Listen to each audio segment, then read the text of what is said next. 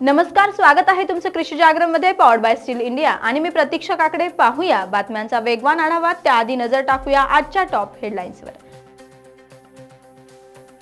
रामलल्लाच्या प्राण प्रतिष्ठापनेने अखेर 500 वर्षांची प्रतीक्षा संपली. देशभरात पार पडतोय सोहळा. राज्यातील तापमानात चढउतार. पीक विम्यासंबंधित सर्व समस्या सुटणार. लवकरच सुरू होणार टोल फ्री क्रमांक. लवकरच सुरू होणार टोल फ्री क्रमांक. कांदा आवकेत वाढ, दरात मात्र घसरण. तुरीचे उत्पादन घटल्याने तुरीच्या दरात वाढ. पाहूया या संदर्भात सविस्तर बातम्या.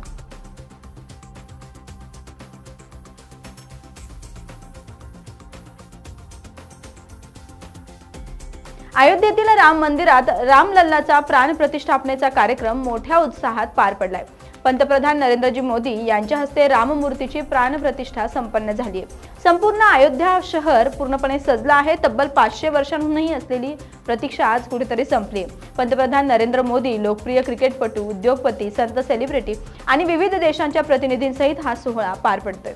भारत, अमेरिका, ब्रिटनसह विविध देशांमध्ये प्राण प्रतिष्ठा निमित्त उत्सव होतोय. दरम्यान आज प्राण प्रतिष्ठापना झाल्यावर आज सायंकाळच्या वेळी दीपोत्सव साजरा केला जातोय.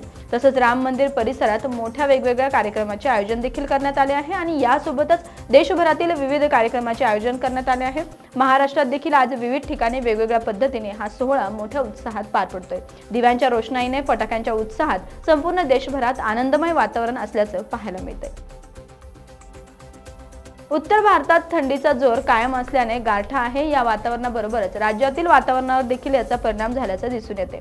राज्यातील उत्तर महाराष्ट्रात तापमानाचा पारा 10 अंशाखाली असल्याचे पाहायला मिळाले. त्यामुळे राज्यात आता गारठा वाढताना दिसत आहे. राज्यातील तापमानात चढउतार सुरूच आहे. किमान तापमानात देखील चांगलीच घट दिसून आली आहे. यामुळे राज्यात थंडीचा जोर वाढला आहे.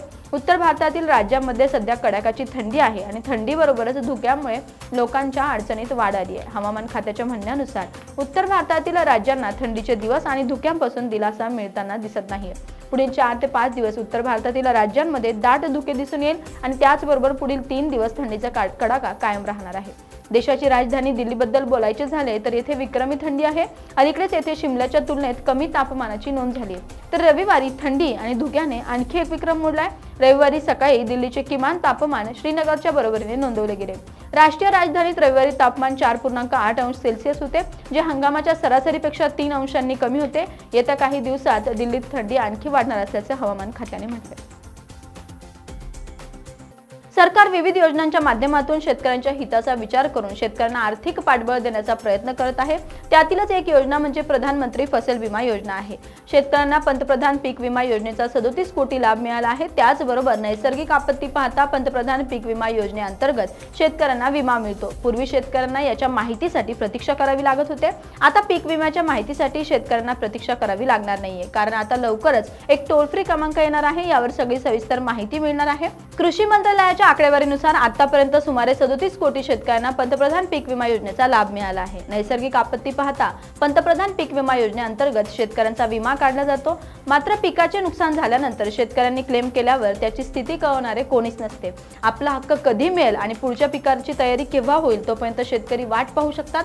पण आता देशातील शेतकऱ्यांना अशा समस्यांना तोंड द्यावे लागणार नाहीये, कारण लवकरच शेतकऱ्यांना पीक विम्याशी संबंधित सर्व समस्या एका फोन कॉलवर सोडवल्या जाणार आहे.